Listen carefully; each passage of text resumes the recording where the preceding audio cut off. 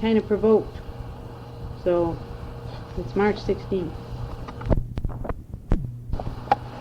Now, Miss Miller, could you repeat some of those things that you said to us before about how your family happened to come to Madison? And well, when my father graduated from Berea, college from Berea, Kentucky, the college that was founded in 1855, the integrated college.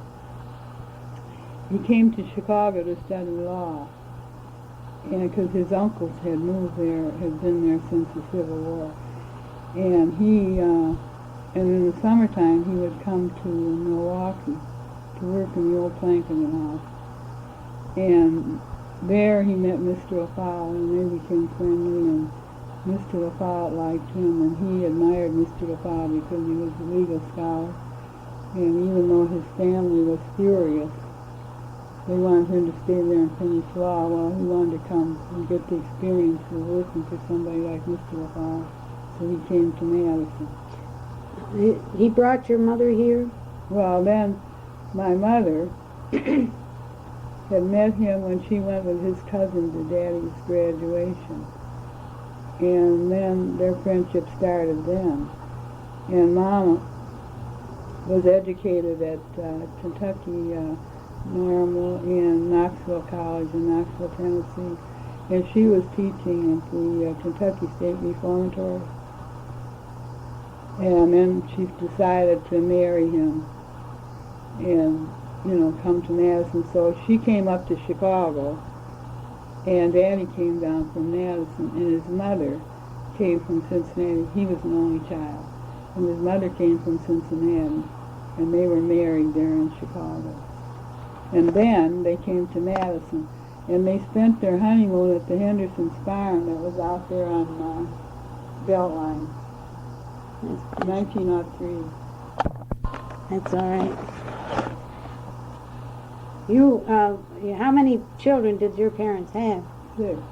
Oh, did they really? 6 children? 3 boys, 2 boys and 3 girls. 4 girls. Now there are 3 of us left. And what did you do as a child? Where did you go to school? I'd be interested to know. You were one of maybe a handful of black families in Madison at the time. Well, I went to Lincoln. Up on Gorham Street. Yeah. And what, in the South, people would talk about the northern white people were trash. And when Mama was going to marry Daddy and come here, the white people in Stanford, they were just horrified because she'd be up there with all this white trash. And that's what got Mama so worried when it's time for me to go to school. Were you their oldest child? Yeah. And it happened that her doctor was Dr. Geraldine Verona. And Dr. Verona was one of the early women doctors in Madison. And Dr. Vernon had told Mama that she debated whether she'd take the case or not. Somebody had recommended, because she'd never had come in contact with colored people before. And, and she was kind of worried about that. And then she said she decided she would. And she was glad she did because they became very good friends, so much so that my sister Geraldine was named for Dr. Vernon. And she was always, and her house is still up there on Hancock. And then Dr. Vernon convinced Mama that it would be all right for me to go to public school here. And by then, you see, I was a year older than I should have been going in first grade. Well, your mother was deciding. Yeah, so then I went into first grade with Geraldine, my sister. And then I wasn't competing with her. And I never realized it, but you see, she was a very good student. And I was a very poor student. But you see, Mama was up climbing the wall all the time about that. And Geraldine was the only girl in the 1923 class who took math all 4 years. This is at Central High? Yeah, Madison was then. And that was the only high school, you see. But I think in 22, they built east. Was it east or west? East came first. Yeah, because Ted Pierce was the first colored one out there. And you see when there was Barry Mayhill and me and Geraldine and Ardelia. Ardelia. Butts. Yeah. Palmer. Ardelia, her, I don't know whether you ever heard of Mr. Butts or not. He worked out at the Historical Society at the library. And he was, he was a little drummer boy brought up from someplace in the South during the Civil War to Richmond Center. And from Richmond Center, Mr. Butts came to Madison after, I think they said he was 17.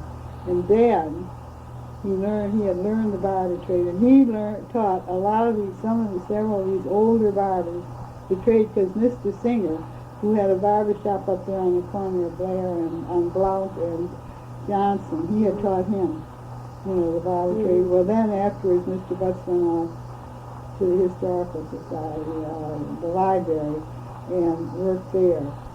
But he was married to a woman who came from, I don't know, Miss Butts, she was originally Wisconsin. And they lived on Dayton Street in the 600 block, and their son Leo was early graduate of the University of Wisconsin, the School of Pharmacy. And Leo played football out there. Then there were all those years we didn't have any color playing football. But Leo, and he had graduated from Madison High School. And you see, the Buttses, then when they founded the AME Church, they moved that church down from up there on Hancock and Johnson Street. That's Bethel now. Yeah. It was Bethel then. And they moved it, you see, and that's when the AME Church, the African Methodist Church, bought, and was there on Dayton Street. Well, you see, then the Buttses Miss Butts was the Methodist, joined that church.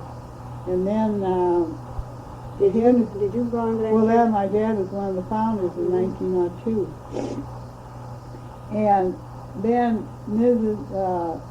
the Buttses were members.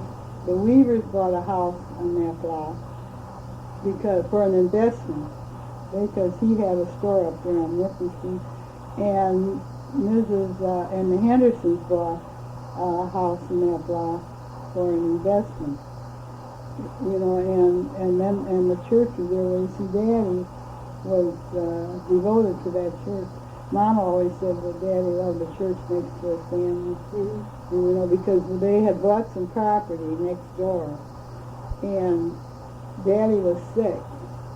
And one of the men came to tell him that the mortgage had been foreclosed. And Mama said, "No, don't tell him, because he can't do anything about it now." And it just upset him. And so he died not knowing that they lost that property. That the church had lost it. Yeah, because he didn't want him to know, and because he couldn't do anything about it. How big a church was it when it was founded? It was all black people, I assume. Yeah, well, no, there were some whites, but Mr. Miller, he was a man who lived in that block. He was always active in the church. And then there were one or two others. There was another one with Salvation Army. I can't remember. She was the active. No, but that's what it was. St. Paul and African Methodist Episcopal Church. And you see, so it must have been a very tiny congregation. Well, it was. Well, you see, Mrs. Henderson had been raised in the Episcopal Church, but she left it to come to our church. And Mr. Butts, when he came to Madison, there were practically no colored people here. Well, he belonged to the First Methodist Church, and it was up there on Wisconsin Avenue. Yeah, where it is now, it's a new building. Well, yeah, it's a different building. And you know what he would do? He would come, in those days they had stoves in the church. He would clean our church, make the fire on Sunday morning, and go home and change his clothes and march up to and he did that all his life. He never did join. Miss Butts did. But he never did, but he always did that for the church. You never had to worry. Mr. Butts was always... Did the church, I gather, became an important social contact for well, the family? I don't know. Yeah, in a way it was. I mean, yeah. maybe it was that they, you see, because most of the people then were people who were former slaves, but they were different from the ones now. They had a lot more pride. Yeah, they were altogether different from, they weren't telling how black and disadvantaged they were. If they were disadvantaged, that was something that you didn't hear. They didn't go around talking about that. Yeah. And they weren't as highly sensitive as people are now. Did they have a good choir? Did you have an organ in the church? Yeah. And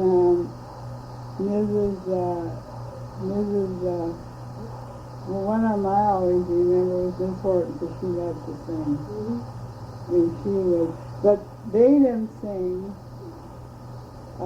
these songs that they're singing now. They're saying Protestant hymns.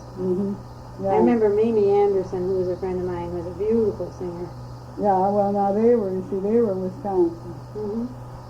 They were from down at, they were born in Wisconsin. Yeah. But I went to our church here not so long ago, and they had those gospel singers, and I almost fainted, because they would have never had them back in those days. I mean, they were real jazzy singers. Well, yeah, and they wouldn't have never. Of course, now you can't sing anything. No. Because they, but I sat there, I thought, oh, if Mama could hear this, and Miss Butts, they wouldn't know how to accept it. They really wouldn't. And Mrs. Horton? Well, Miss Horton would have kind of been wishy-washy on it. But Wasn't there a Horton man, a composer, and a famous musician? No, that wasn't any kid, any relative. But Miss Horton was originally from Beloit. And her mother evidently, and her parents evidently came up from slavery.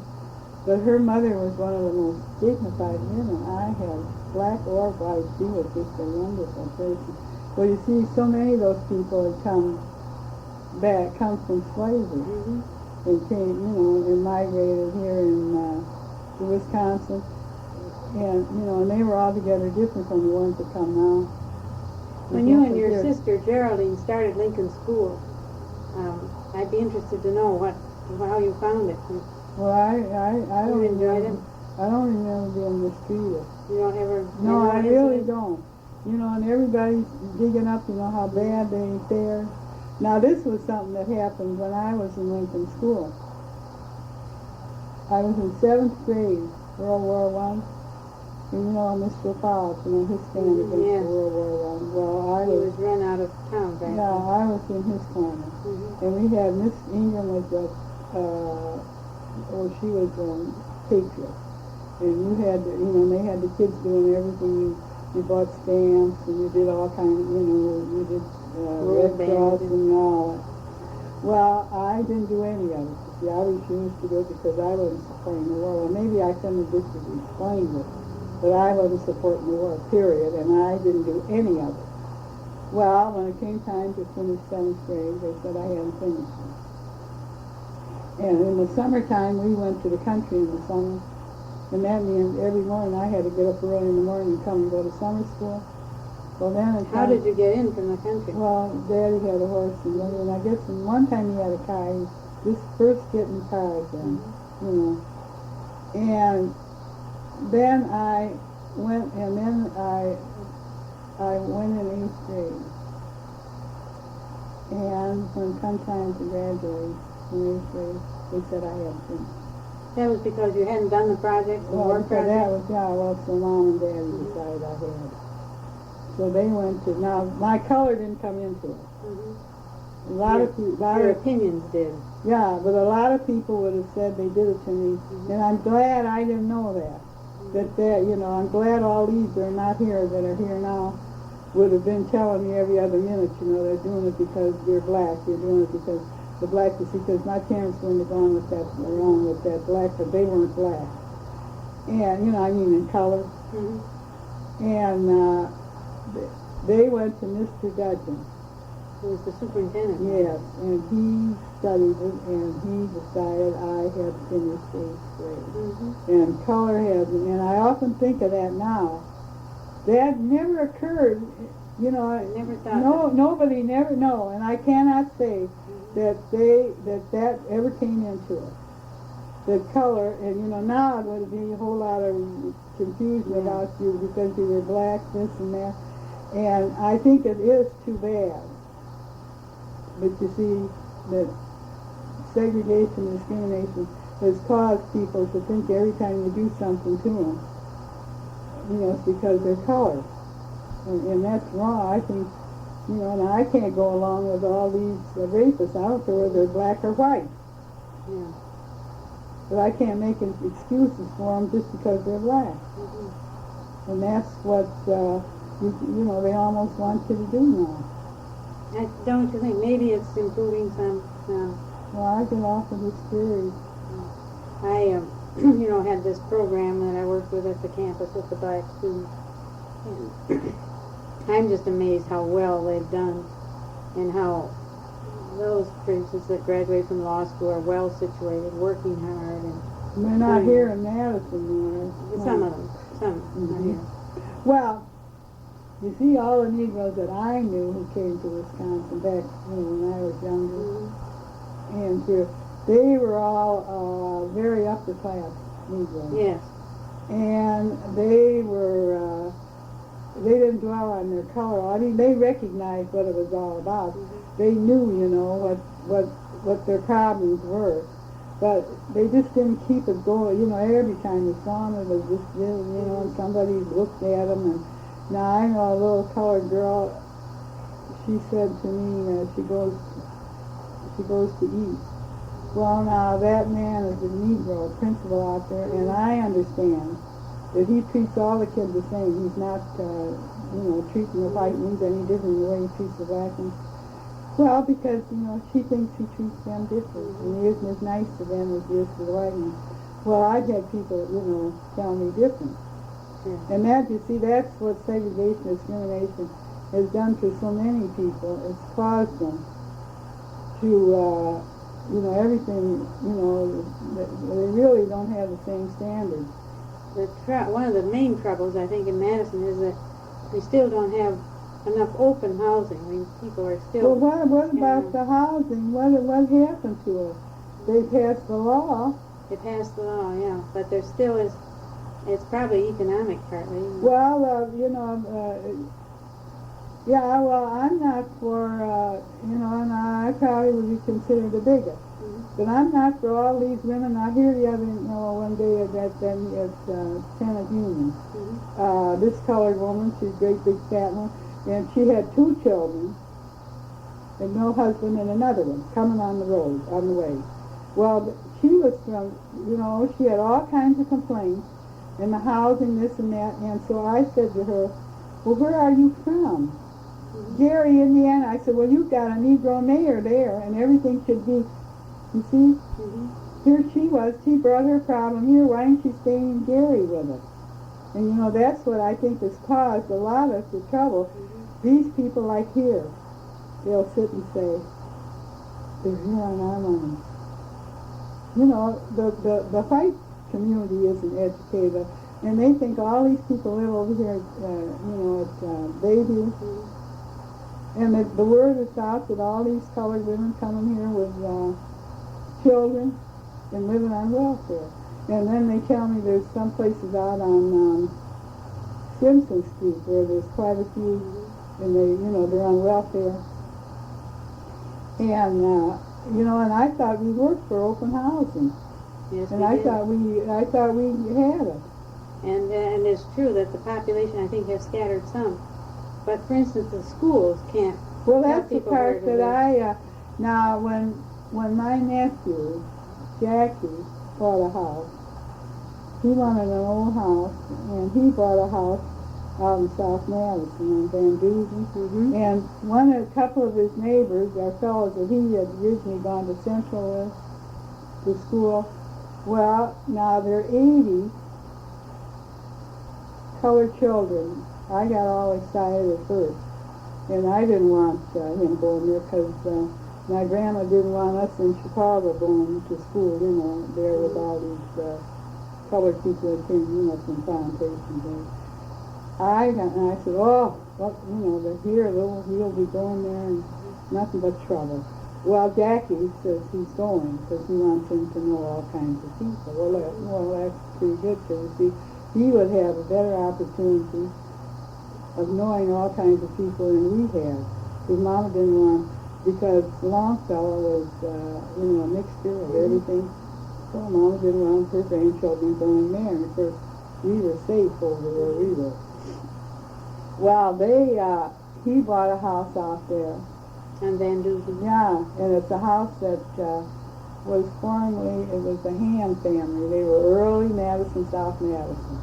And there's another, 2 or 3 other fellows that one of his next door neighbor, he went to Central with him. I mean, they weren't colored, they were white. Well, he feels comfortable in that, and he liked that old house. That's what he wanted. Well, I can't figure out where, I think to a certain degree, they are spread around, but I think the people that are in that's what I was trying to find out, if there are any apartments here where they're all colored. I don't think there are any that are all colored. I think there are sort of concentrations of black children still in those South Side schools. So much so that the federal government said it was not an integrated school. Well, they have 80 some children at Franklin, and they're over 200. So it isn't a predominantly black school. No, it's a 40% or something. Yeah, and I would prefer that to buzzing kids all the time. And now, for instance, my sister Caroline has taught in Negro schools, and she's also taught in Ohio. She taught in all white. In New York, she taught in all white. Well, Freddie Mae Hill, when she graduated from university, she couldn't get a job. Well, she taught at Tuskegee in Kansas City, and that was taught. Well, her sister Chestina was taught in the South. And the main problem that Chess has about a segregated school is, she just told me that last night, they don't give them the same equipment. You see, that's what you can see that in the big cities where that's what they don't do. But in Madison they do.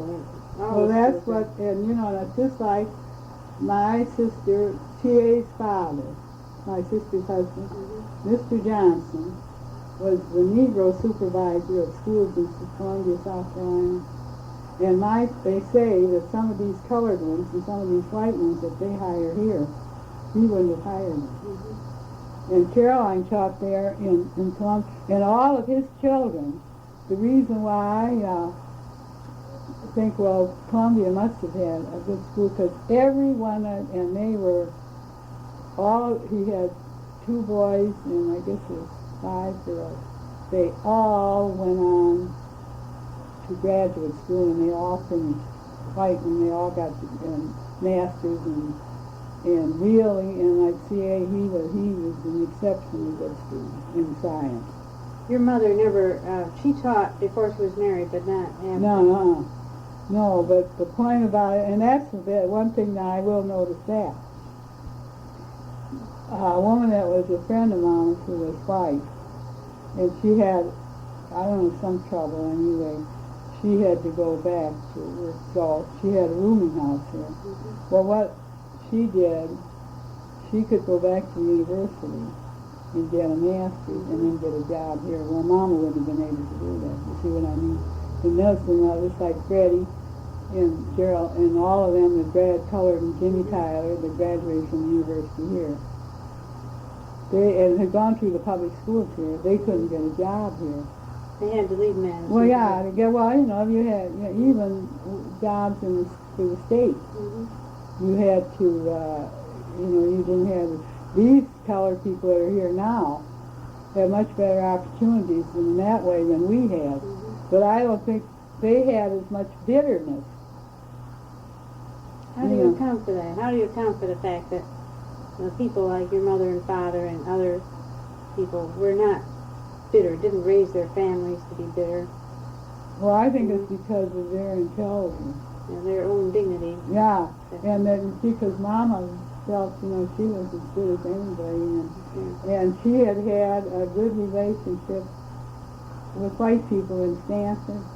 And now what they would do, my mother and her two sisters could ride the first class coach and they didn't know what they were. And the white people that knew them would see them and speak and wouldn't say, you haven't got, well, some colored person would be sitting there. That's what segregation's done for them. Would be sitting, they used to sit around the stations, they said, in the South. And they'd say, Miss Anna Mae, you're getting on the wrong train, the wrong coach, and Mama would say to him, you shut your mouth and tend to your business. And go right out. Well, some white person that knew him, and I mean the ones that would know him would be the upper ones.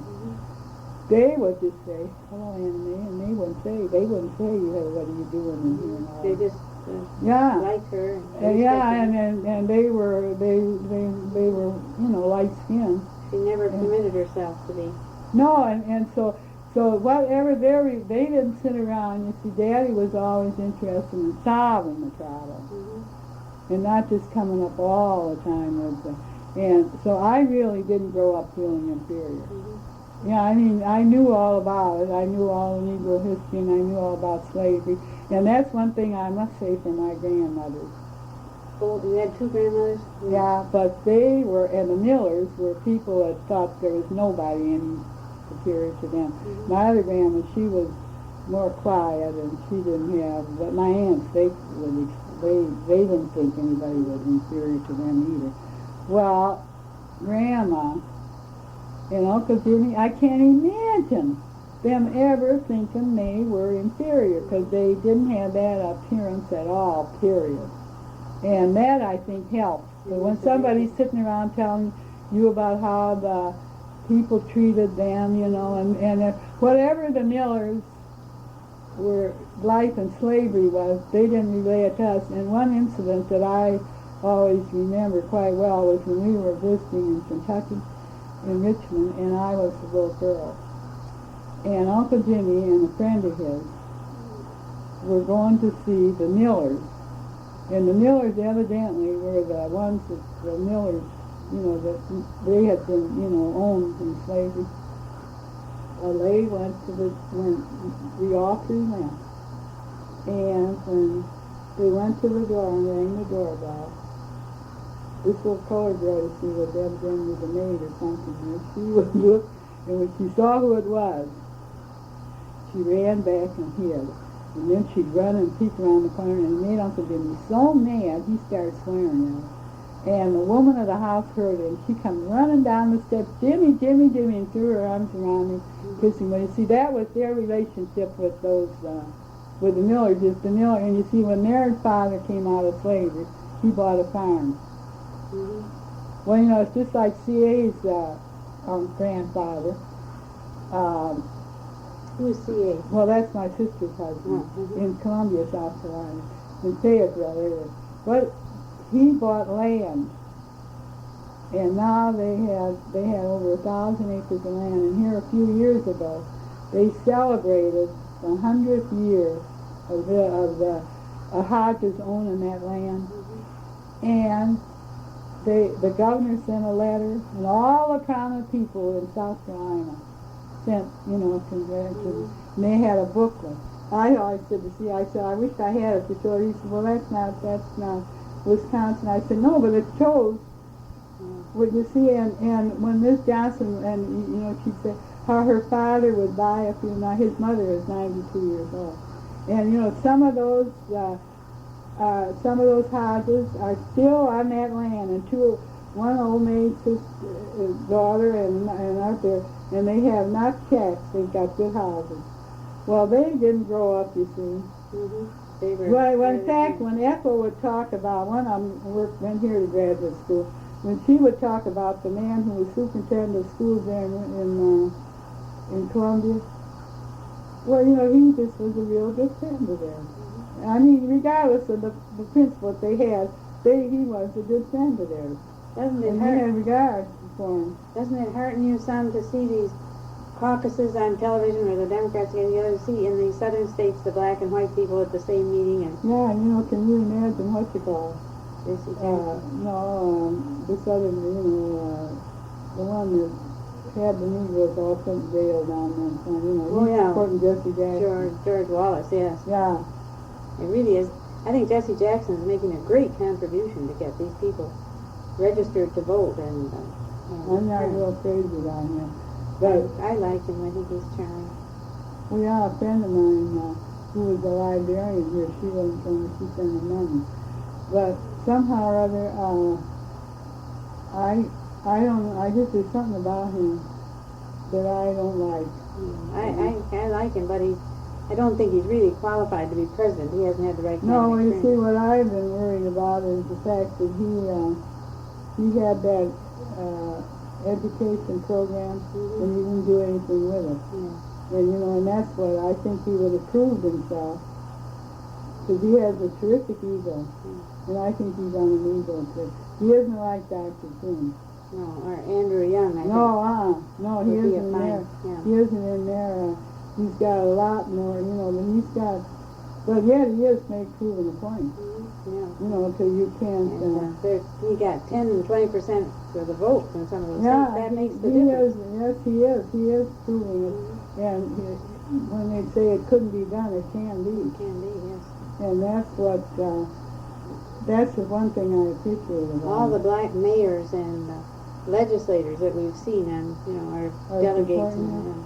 but they're not necessarily supporting him, but there's so No. many office holders in those Oh, seven so cities. many more, yeah. Yeah, And when you think of Birmingham having legal mayor. Yeah. Well, one thing my mother always said, she said, you knew exactly where a southern white person stood.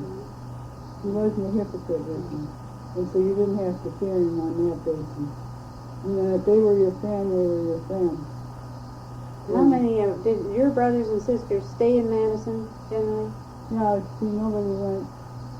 Caroline went, and that's what upset my mother. And I never knew it. Well, DuBois, my youngest brother, he wasn't orientated that way anyway, so he liked mechanics, and everybody said, Dr. Maloney, the first Negro to get his PhD here in science. Well, he was an MD, and then he came here and got his PhD in pharmacology. He told Mama to let DuBois go on and not keep worrying about him.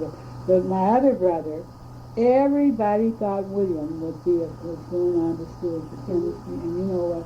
When he was sick, he had cancer, and he was married. And one day I was talking to him on the phone, and he said, he said, I made my life, but it's all my fault. I said, yes, I did, because when your grandma wanted to send you to the University of Chicago, I said, and she never got over it. He said, well, there was Mama and Grandma, two women, and I just didn't want to be too good. And I said, listen, Grandma, that would have said, when she could have said, my grandfather's son is this or that, I said, that's all she wanted. I said, one time I said something about Daddy, and she said, well, you don't forget. I saw that he finished and it helped him. No, I said, Grandma wanted it. I said, and Mama certainly wanted it. Because I said, it certainly upset her. I said, when people would ask, when people would say, did William go on? Lucille Heron, whose father was a Milwaukee doctor, and Lucille graduated from the university.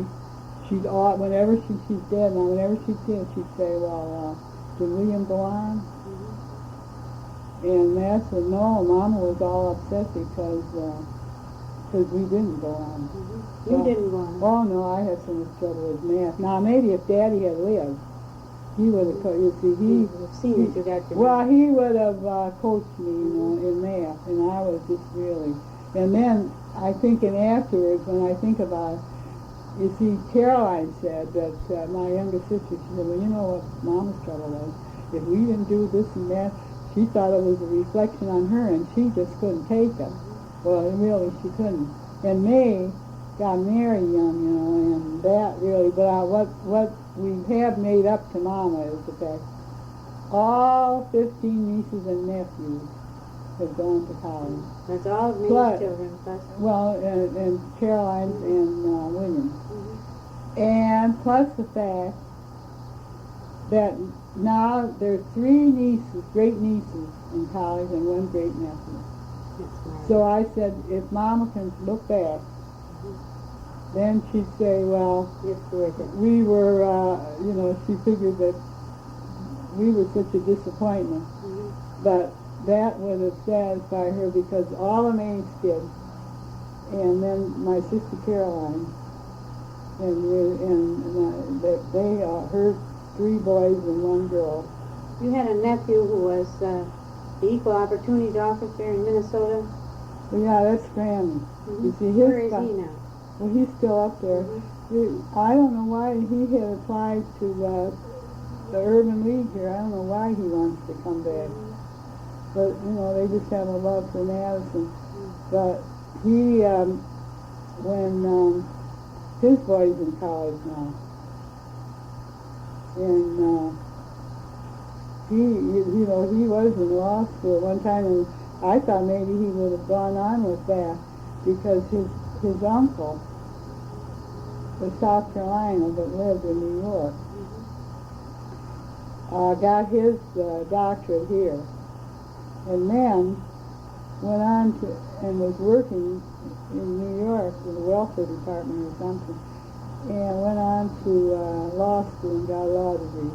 Well, TD never practiced, but he always said it was, he's dead, he died a few years ago, but he worked for the city, for the welfare department. He had some kind of real estate job, and he said it was always worth it. Well, let me ask you about your politics. I know that you were always interested, and your mother.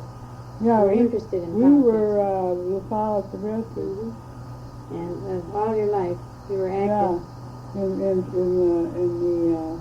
was LaFollette then.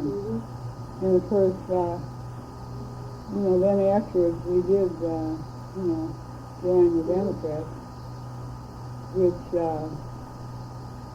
I'm just worried about them now. Yes.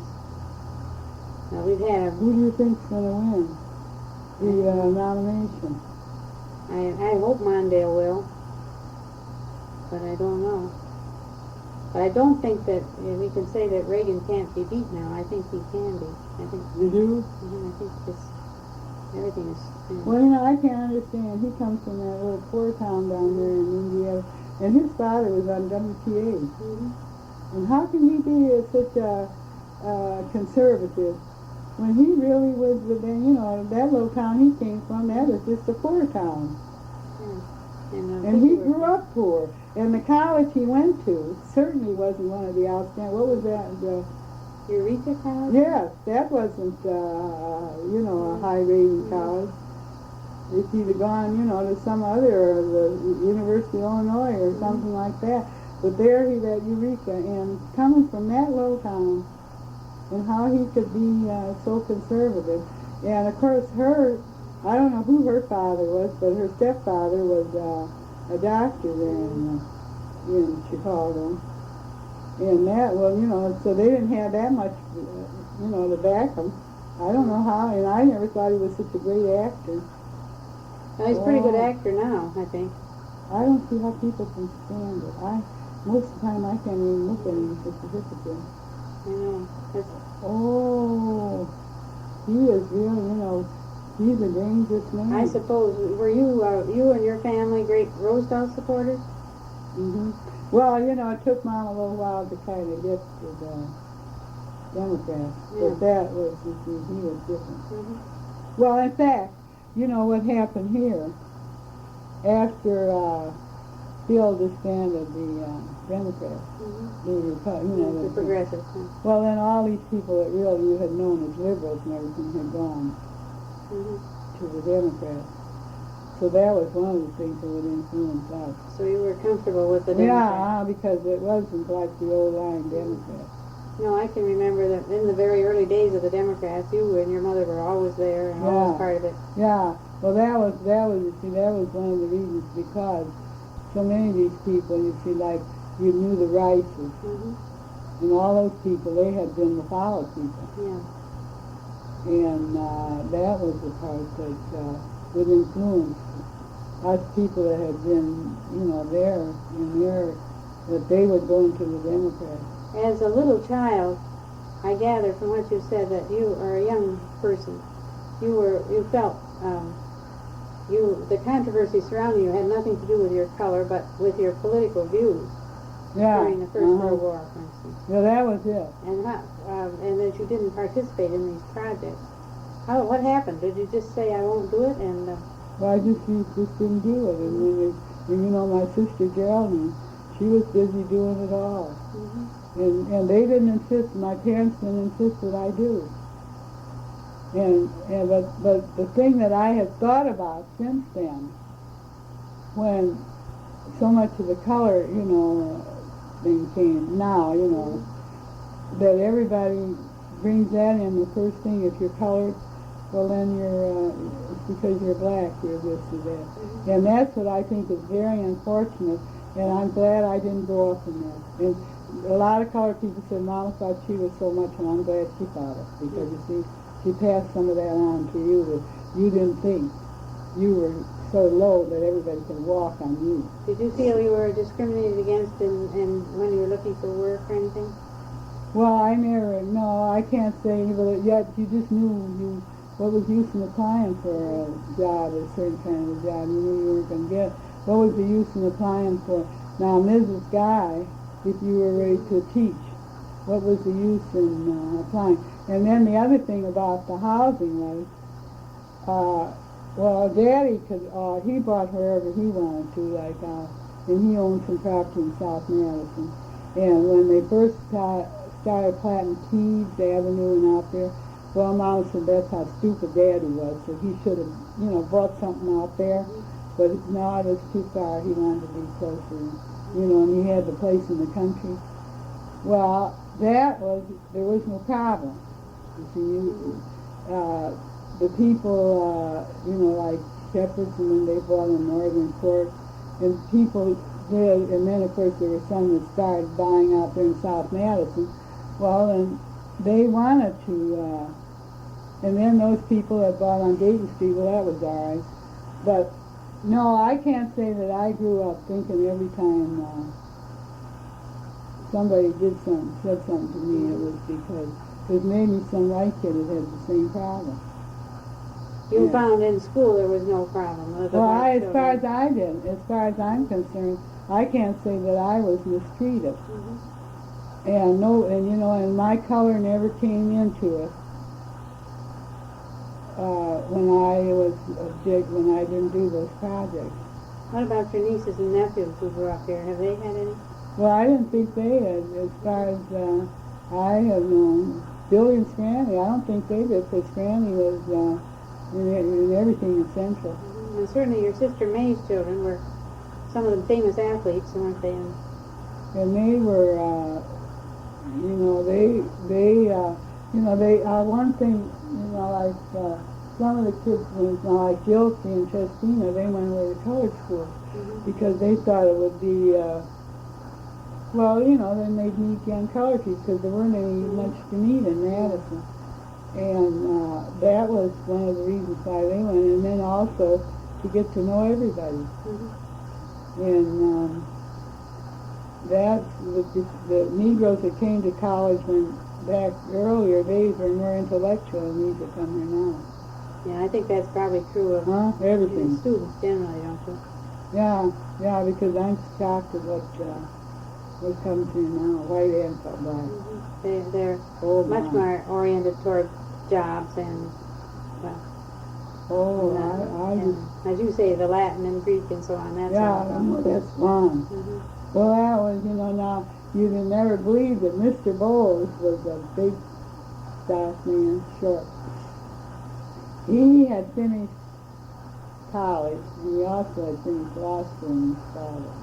But he ran on the railroad. He was a railroad porter. Mm-hmm. Well, I can remember Daddy and Mr. Bowles' conversation. They loved Greek and Latin culture. Well, if you'd have heard Mr. Bowles, you'd have never dreamed he was a railroad porter, or that he was a black man. Mm-hmm. There was nothing about him that what they represent. Well, now they didn't sit and talk about how they were discriminated against. I mean, you knew what the problem was. So you didn't have to spend every day and every hour talking about it. And like they had a club called the Book Lovers Club. Well, they had some, Negro history in it. But those people were more intellectual than that, and there were just a few of them here then.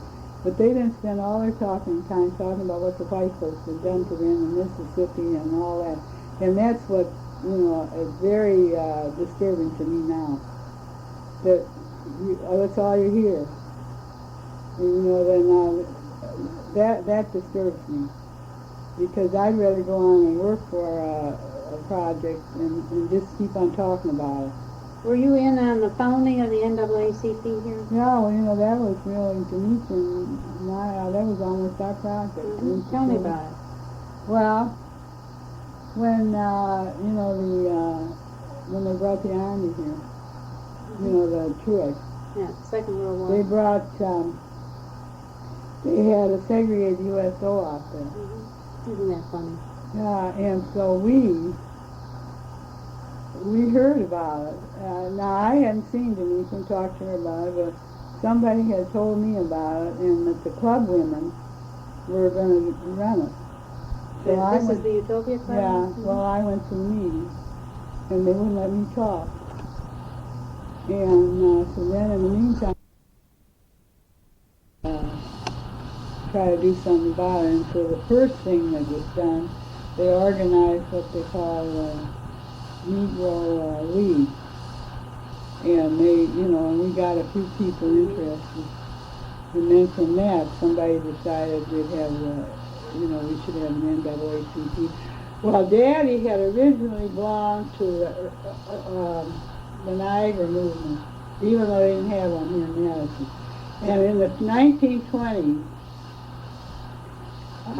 who was that minister? There was a minister here, white, who helped organize one, and I remember going to one of the programs once, and there were all whites there, and me and Mama were the only colors. Well, then that died out, and then they didn't have him. And then when we decided we'd have one, and was Odell the first president, or who? Velma Hamilton was the first president. And that is what started. But the Federated Club women were opposed to it because they wanted to they were going to be directors of this USO. Mm-hmm. And you see, and that's what makes a lot of colored people segregationists themselves, because they like to run something, but they don't want to participate. Now, I'm not for this black social and they call it the black political and social. Mm-hmm. And now when I was working down there at the school in the Lapham, the Tenant Union, the Tenant Resource Center, now I would see them black men there. Well, this one, I thought, well, he was real nice and polite, but he never mentioned it to me, but he mentioned it to, he said to, and I know what she evidently told him what I said. She said one of the girls that was director of the community fair, Sheridan, Debbie said, Lucille, I'm going to be supporting that black for social and political. I said, well, I'm not. I said, I am not doing it. I said, for the pure and simple reason, they haven't got enough votes in Madison to swing anything, and they haven't. Even now they haven't. And if they don't get in and work with the other people that are willing to support them, they are lost. And that's, and it was, now, when all the legislation was passed here, if it hadn't been for whites, where would those few black ones been? The NAACP was always integrated. And had many more whites than blacks, I gather, in the beginning. Well, here it did, and who was sitting in for fair housing? The whites were sitting in there helping us with fair housing. Well, if we'd had these blacks that are, that's what I object to about the blacks that are coming in here now. They all come with a chip on their shoulder, and they don't seem to be able to get into the community. They want to be in things, and they want to be nice, because I watched those men down there at Lapham School, and they were happy to be there and be, because they were being treated just like anybody else. I don't know, they were in Vista and some other, office they were in there. And I watched them, so that, and I know they come in where we were. And, and they were they wanted to be a part of it, but yet they'll come up with all that black stuff. Mm-hmm. And they're not like, for instance, I'm sitting on the porch down home, and, on the counter was changing colors. Mm-hmm. On Dayton Street, and a little colored boy came along, and he looked up at me and he said, "I hate you." I said, "What did I do to you?" "You're a honky." Well, that was, now where did that child learn that? Now here he is in Madison, going to school now where did he learn? Who taught him that? Then somebody at home taught him that. And that's the thing that I, now I have always known what the problem was. You see, I grew up knowing what it was, but I didn't grow up hating any particular people, because, and of course, in the way Mom and them talked about Stanford, they had good white friends, and, and they were in Uncle Tom's. And so they were talking about what so-and-so did to them, and this one did to them, in the same way in Richmond. And in fact, to show you how they are, when a woman that had been in the reformatory when my mother was the teacher there, and she had wanted to come, to Madison with Mom and work for her, because she'd been used to doing her laundry and everything there. Well, when she came to Daddy's aunt's house, Aunt Creasy, she came to the front door, and Aunt Creasy told her feet were dirty and she'd have to go to the back door. And, she was humble, and she was, and Aunt Creasy was colored, and she was colored. Well, when Daddy and Mama took offense to it, and when they spoke to her, Aunt Creasy said, "I can't have anything coming from down there in that neighborhood she comes from coming to my front door." Well, you see how that's colored. So you see, that is the point, that when people make those differences, even within the race. And this little boy, now, who taught him that? Who taught him, huh? Somebody. That he would take and say, now, I wonder how many little white children, now, and when I had little colored children, they'll annoy me and harass me about my face. And this little boy, he really carried it so far and couldn't sit. I was standing up at the Emporium, and he'd been on the bus with me. So I finally, and his mother was with him, so I finally said, "Well, you ought to teach him, some manners." "Oh, you can't help him, you don't know any better." I said, "Well, suppose somebody looked at him because of his looks." Why, she started swearing at me and chased me down Mifflin Street. Oh, my heavens. And then, when I, this Miss Cummings, I saw her in the State Journal one day, and she was doing something in human relations. And when I went to tell her about it, and when I said to her, when she said, "What were they, white or black?" I said, "Black." "I'm busy, I've got to go." She was in a hurry. She wouldn't listen to me. Well, just like I'm not for, I'm for black history being integrated into the history book. Well, they'll quit speak, they will not have no part of me, because I do not. I say this, now a friend of mine, Norwegian. Lucille was born and raised down here in Stoughton. She had gone to high school, but she hadn't gone to college. She said, "Just think, Lucille, I've lived all my life, and here I am, an old woman, and I've really never known much about the history of the Negro, other than he was a slave." And that was one, and I have said that I think the history should be in there, just like the history of the Germans and all the rest of them are in the history. And then people will grow up, now here, just like here, living here.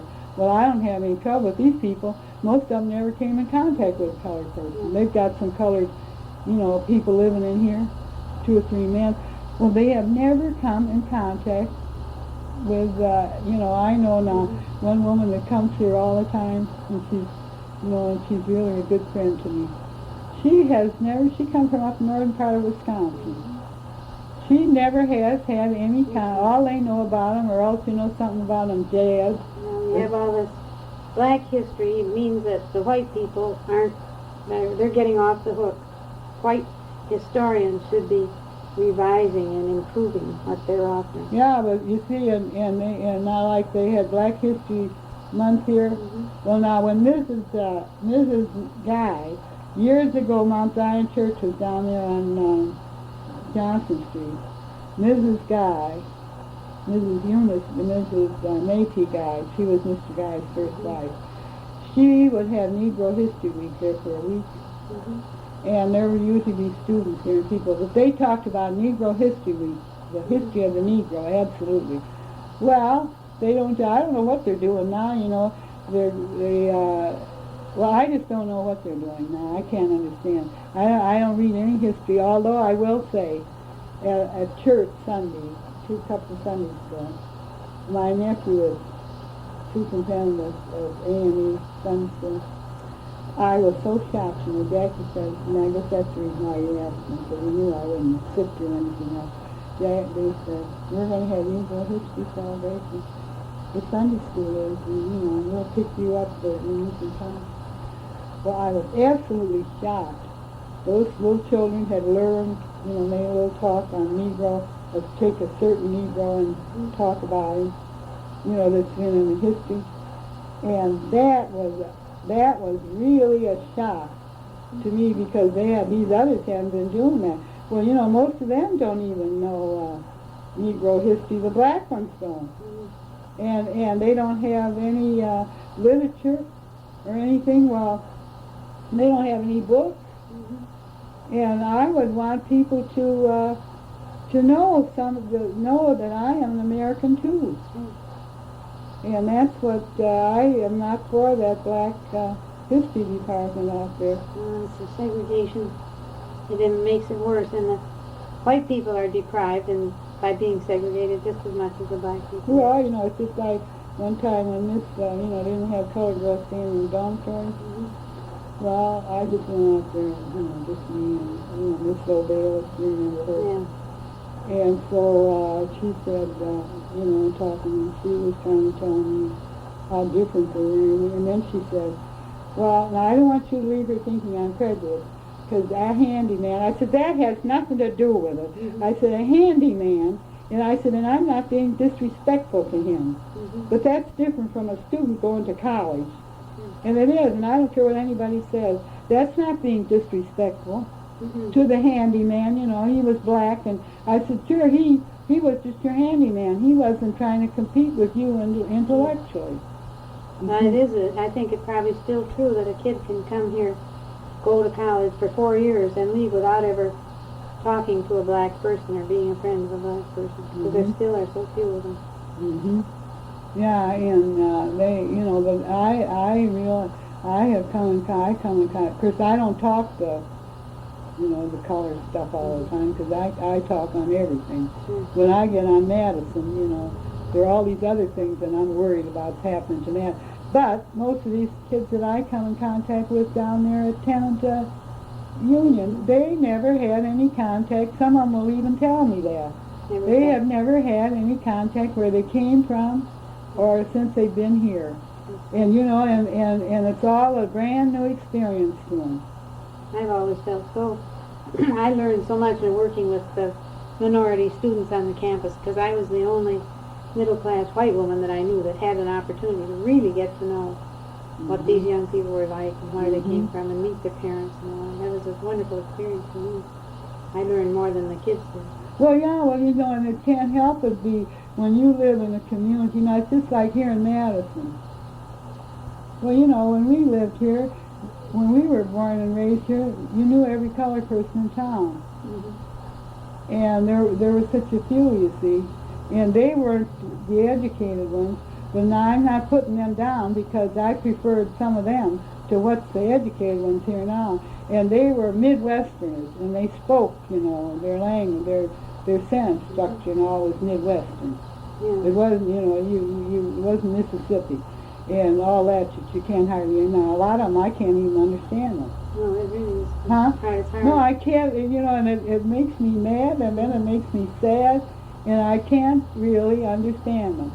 When, what sort of things did the early NAACP do when you were... Well, that's what we were working, we started working on that. You got on the USO, Yeah, and they that became an integrated... Yeah, and then, by then it was time to they started working on these other civil rights, equal opportunity. And housing. Yeah, and housing, and that's what that's the reason why I'm so worried. I can't understand how they, now out there where my little nephew that goes to Sandberg, well, I guess there's one or two colored ones. I don't like to bring color up to him because he's just enjoying life, so that, and I don't like to use the word black. Yeah.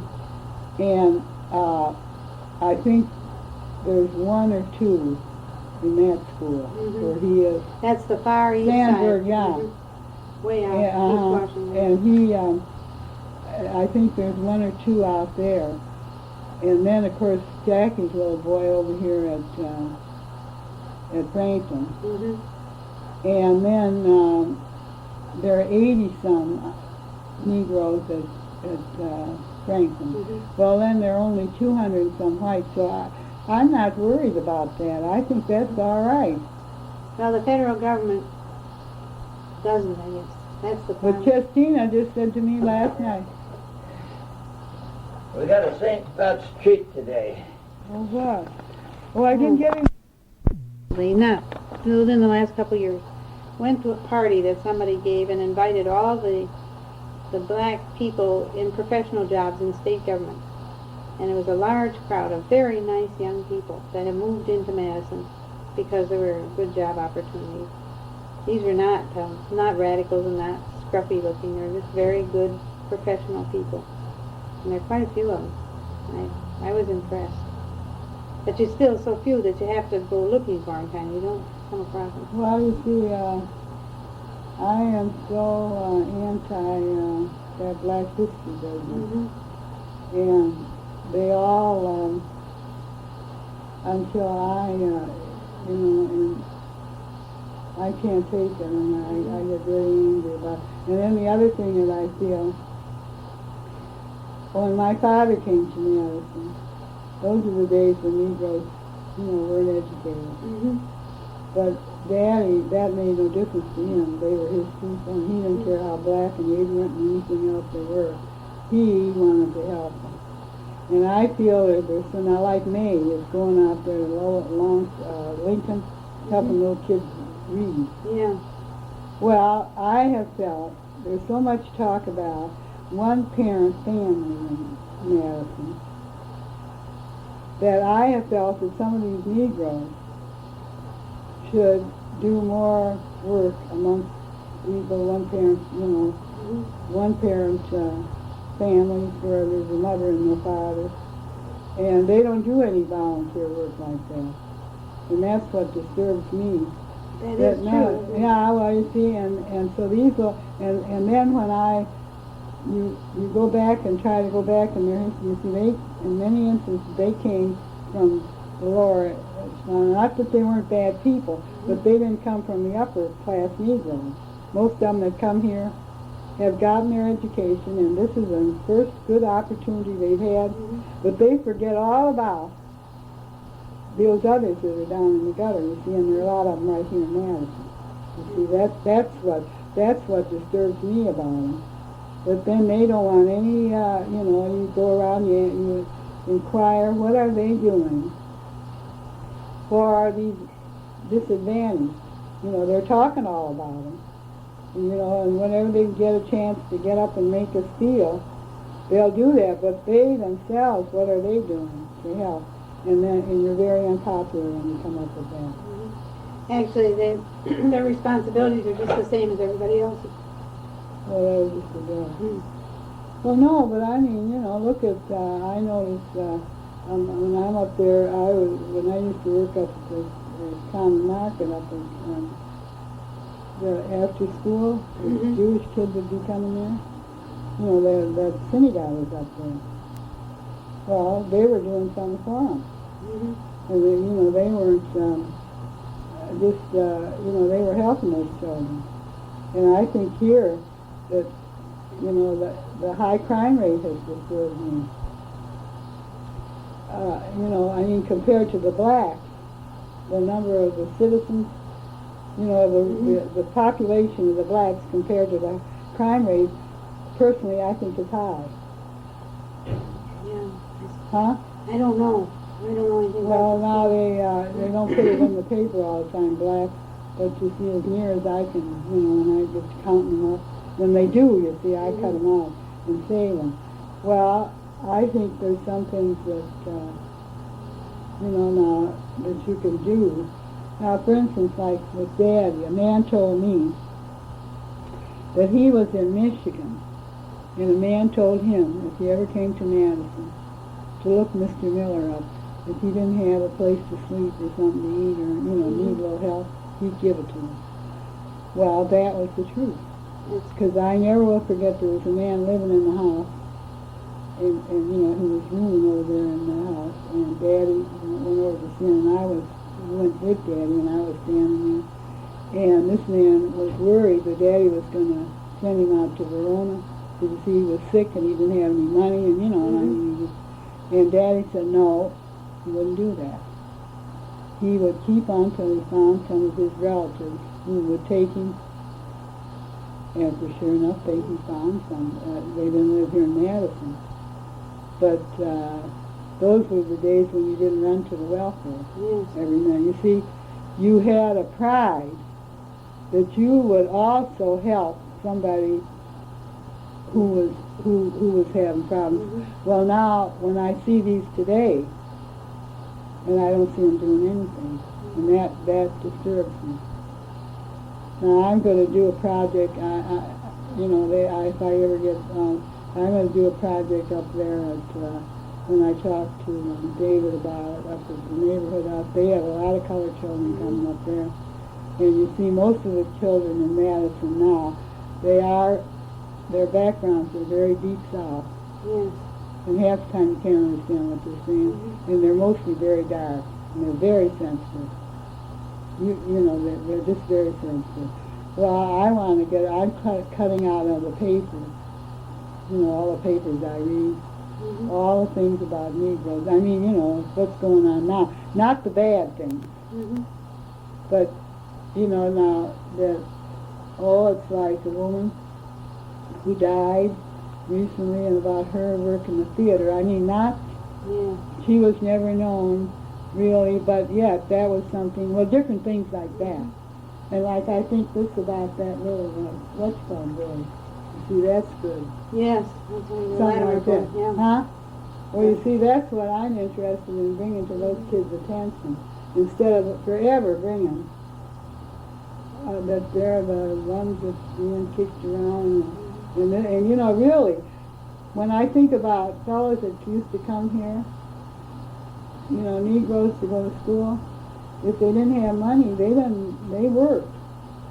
And now they're, you know, any number of them, they've all done well. Because some of them I hear from, and they really made it. But they're not still talking about how black they are. And that's what I'm forgetting that out of. I just don't want to hear it. Because that's only creating inferiority. Sure. And and then I think that they should do more to help themselves. And help each other. Well, that's what I mean, you know, helping each other. And it's not, no, because now when I sat there the other day down at our church, and I saw that program, well, those kids had done a little research to find out something about it. They weren't just there telling you about all the problems they've got. And that kid brings you a certain amount of pride. Sure. And do a good job. Yeah. And whatever you know, and now if you don't do a good job, now like I met a colored woman working there at, you know, she came in, she had 2 children, and she had 2 grown-up boys that were bad. in a lot of trouble all the time. And when she told me about them, and she's gone to Edgewood. She was a sophomore, junior at Edgewood, and she's 40 years old or somewhere along in there. I said to her, well, I can't imagine you would have boys, you know, that age and in trouble all the time. She says, well, that's the way I was. And now, she says, I was almost too late, but I'm trying to make up for it. And I said, well, and your other children, the two, you know, little ones, which are still young ones, you'll see that they go to different roads. Well, now, and she's a very bright woman. Yeah, but now she's out at Edgewood, and you know, she's on welfare, but yet she's doing something with it. Yeah. Making progress. Yeah, and that's what that was really that was an education to me, to see her, and that she would admit that she had these two no good boys. And that she had been, and then she didn't blame them, she blamed herself. She says, but she says, I woke up. Oh, well, you know, I said, well, I can imagine a person, you know, with your drive to be, had that sort of, and yet and she's interested in her work and doing all right. Very smart person. Mm-hmm. Well, A lot of intelligence. Yeah, well, you see, there are a lot of them that would be that way if somebody, and that's what, I sit here and I watch those kids that come from Bayview, and I notice those teenage boys. Well, they come right, they don't stop and monkey around until that gives me a good impression of them. That they will come, and they're living over there, and they'll come through here and go on and going home, and they don't stop and create any problems. Well, I just feel that more people should be helping. But the color, I mean, Negroes, the ones that get it, that are acquiring, and they have been able to come, and they should help these less fortunate ones. And that's what you know, interests me. Sure. I think maybe that's coming too. I think you can relax a little bit. Well, I think it is coming. That's been worrying me. So. People in the law school, you know, they bring in 20 new minority students every year. They do. With all of them, and have it set up so that their whole way gets paid. And really, some of them have done wonderfully well. I worked at the law school for 10 years, and I never knew. there are a couple thousand lawyers now that have been during the time I was there. And of You mean those, black ones? no, they're All the other kinds. all the other kinds. But there are about 20 graduating each year now. Oh, you mean a black one? Oh, Black no. and Hispanics and a few minority. Indians, Well, but mostly blacks, of course. And some of them are done so well, and there are a number of them here in Madison working for the state or in private practice or something. And some of them are just remarkable. I get wonderful letters from them. You do? Well, I'm glad I know that because I didn't know that. Yeah, and there a lot of them also every year in the master's program in business in the Commerce School. There's some? And they're doing well too. You know, it's really it's very heartening. Well, but you see that I'm interested in them going off and helping And helping other some people. other, helping And some that's other, what I think because the problem is, you know, I'm afraid what'll happen in Madison with, you know, like Milwaukee, you know how terrible it is. Well, they have such a terrible police chief there. Well, I know it, but the whole situation is bad. Well, a number of these young blacks are lawyers in Milwaukee. They're in the district attorney's office, in the city attorney's office. Our son-in-law is in the public defender there. He's a lawyer, and he has about 6 of his colleagues are recent black graduates of the University Law School. And then the firms have them, and some of them are in business. Some of the young women are practicing law. It really is. Oh, It really is. Yeah, that's really a remarkable thing. And Wisconsin has done better than almost any other university that I'm aware of in getting them into school and seeing that they finish. And well, you see, providing opportunities. that's what I you know, I know Madison and all its faults. But I have a little difficulty accepting some of the criticism. that the blacks make, because they haven't done one thing to help improve. See, they weren't here sitting in for fair housing. They weren't here doing anything. Yeah. And yet, and then I try to find out, well, where they came from. What were the problems there, and why were they here? And instead of going on and working for improvements, just keep on talking about the past and keep it alive. And I think that I would rather see progress made and not be sitting around talking. Now, for just like for instance, up at the hospital, you know, when I was at when I go to Jackson's, well, the colored girl, and she's a big, dark, you know, fat colored girl, but I like her, so I'm not talking about her, but I'm just saying what she looks like. She is in the cashier's department. She has charge of, you know, the accounts. Well, then, in another, and I forget where she told me, you know, some of them get mad if you ask them where they're from, but then I try to explain to them, you know, why I'm interested. And she came here, and I think she went to MATC.